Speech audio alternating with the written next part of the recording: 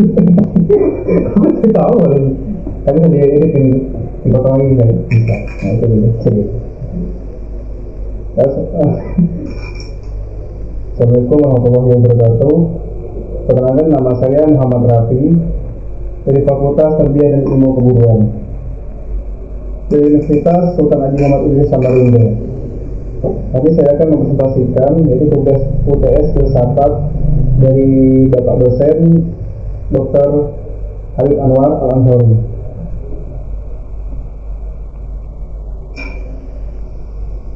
Langsung saja ke nama pertama, yaitu berfilsafat dan termasuk dalam berpikir.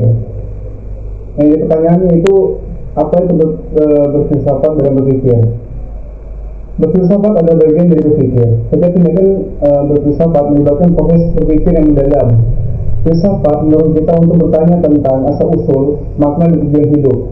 Ini melibatkan analisis kritis, evaluasi argumen, dan konstruksi konsep yang kompleks. Tidak semua orang yang berpikir itu berfilsafat. Kemudian berpikir adalah aktivitas mental sehari-hari. Kita berpikir saat membuat keputusan, memecahkan masalah, atau bahkan hanya melamun. Berfilsafat membutuhkan pendekatan yang lebih sistematis dan mendalam. Ini melibatkan studi tentang berbagai kadar filsafat seperti epistemologi, teori pengetahuan, metafisika, studi tentang realitas, etika, studi tentang nilai moral dan logika, atau studi tentang penalaran. Semua orang yang berfilsafat pasti berpikir. Filsafat adalah bentuk berpikir yang paling tinggi yang menuntut kita untuk menggunakan semua kemampuan kognitif kita untuk memahami dunia dan tempat kita di dalamnya. Tanpa berpikir tidak ada filsafat. Filsafat adalah produk dari pikiran manusia yang aktif dan kritis. Kesimpulan, filsafat adalah sukses dari berpikir. Tidak semua jenis berpikir mencapai kedalaman dan kompleksitas yang diperlukan untuk disebut filsafat. Namun, semua aktivitas filsafat pasti melibatkan proses berpikir yang sangat kompleks. Analogi, berpikir adalah seperti olahraga. Semua orang bisa berolahraga, tetapi tidak semua orang adalah atlet profesional. Filsafat adalah seperti menjadi atlet olimpiade.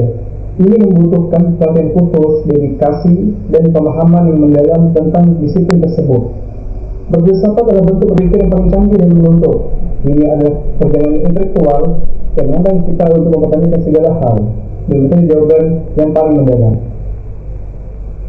Kemudian yang nomor 2, yaitu penelitian filsafat, objek filsafat, cabang-cabang filsafat, kedudukan ilmu, agama, dan filsafat.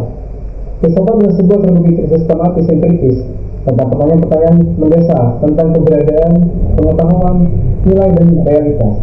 Filsafat tidak mencari jawaban yang pasti, melainkan berusaha memahami makna di balik segala sesuatu. Secara sederhana, filsafat adalah cinta akan kebijaksanaan. Objek filsafat.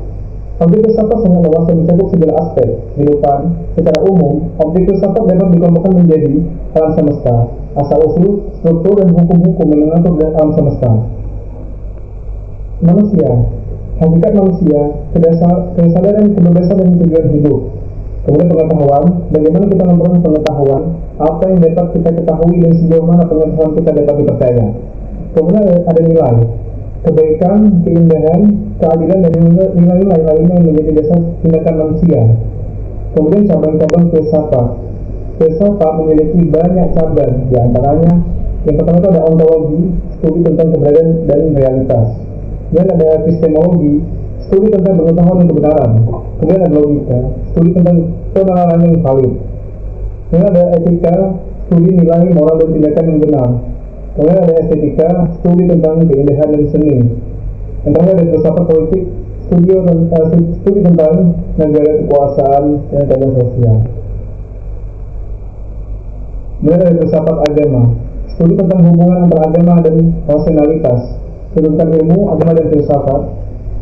Ilmu berusaha menjelaskan fenomena alam secara empiris dan rasional. Ilmu memberikan pengetahuan tentang bagaimana sesuatu terjadi. Kemudian ada agama. Agama memberikan jawaban tentang pertanyaan-pertanyaan mendasar tentang kehidupan, kematian, dan tujuan manusia. Agama seringkali didasarkan kepada kepercayaan dan wahyu. Kemudian ada filsafat. Filsafat mencoba memahami hubungan antara ilmu dan agama, serta mencari jawaban yang rasional terhadap pertanyaan-pertanyaan mendasar. Filsafat dapat menjadi jembatan antara ilmu dan agama. Hubungan ketiganya, ilmu dan filsafat itu memberikan data dan fakta, sedangkan filsafat memberikan kerangka berpikir untuk menginvestasikan data tersebut. Kemudian ada agama dan filsafat. Filsafat dalam menganalisis ajaran-ajaran secara kritis, dan agama dapat memberikan inspirasi bagi pemikiran filsafat. Kemudian yang ketiga ada sejarah dan tokoh filsafat. Jadi periode pertama yaitu Yunani kuno. Tokoh yang pertama itu ada Thales, Anaximenes, dan Pythagoras. Pemikiran utamanya menganggap air sebagai unsur dasar yang menjadi asal segala sesuatu di alam semesta. Yang kedua itu menganggap aprion sebagai unsur dasar yang melahirkan segala sesuatu dan sifat abadi. Kemudian ada pendapat bahwa udara adalah unsur dasar yang berubah bentuk menjadi elemen lain seperti api, air, dan tanah. Kemudian ada menekankan bahwa angka dan matematika adalah prinsip dasar yang mengatur alam semesta dan keharmonisan alam dapat dipahami melalui bilangan. Kemudian ada tokoh yang kedua itu ya Heraclitus. Pandangannya tentang perubahan yang konstan sebagai esensi dari alam semesta. Yang ketiga itu ada Parmenides. Parmenides menekankan bahwa hanya apa yang ada yang dapat dipahami, dan segala perubahan yang tampak hanyalah ilusi atau penipuan indera. Kemudian yang kedua itu ada periode Yunani klasik. Yang pertama itu ada tokoh Socrates. Pemikiran utamanya yang pertama itu berfokus pada etika dan moralitas, lalu metode tanya jawab etika untuk mencari kebenaran, mengajarkan bahwa pengetahuan adalah kebajikan manusia harus mengenal diri sendiri. Kemudian yang kedua itu ada Plato, mengembangkan dari dunia ide, menyatakan bahwa dunia fisik adalah bayangan dari dunia bentuk yang sempurna dan abadi. Dalam Republik, ia mengusulkan masyarakat yang dipimpin oleh filosof raja. Kemudian yang terakhir ada Aristoteles, menciptakan logika silogistik dan menekankan pentingnya substansi dan tujuan dalam alam semesta, mengembangkan etika kebajikan dan menganggap bahwa kebahagiaan dicapai dengan jalan hidup yang rasional. Kemudian ketiga itu ada masa abad pertengahan. Yang pertama itu ada Augustinus. Pemikiran utamanya mengajarkan bahwa iman adalah dasar pengetahuan dan kebenaran, serta menekankan pentingnya kasih karunia Tuhan untuk mencapai keselamatan.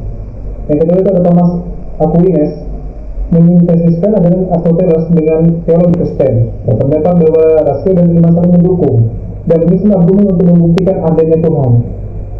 Kemudian yang ketiga itu ada William of Ockham, mengemukakan prinsip yang menyatakan pemilihan penjelasan paling sederhana, serta mengembangkan nominalisme yang menyatakan bahwa konsep universal hanya ada dalam pikiran, bukan dalam kenyataan.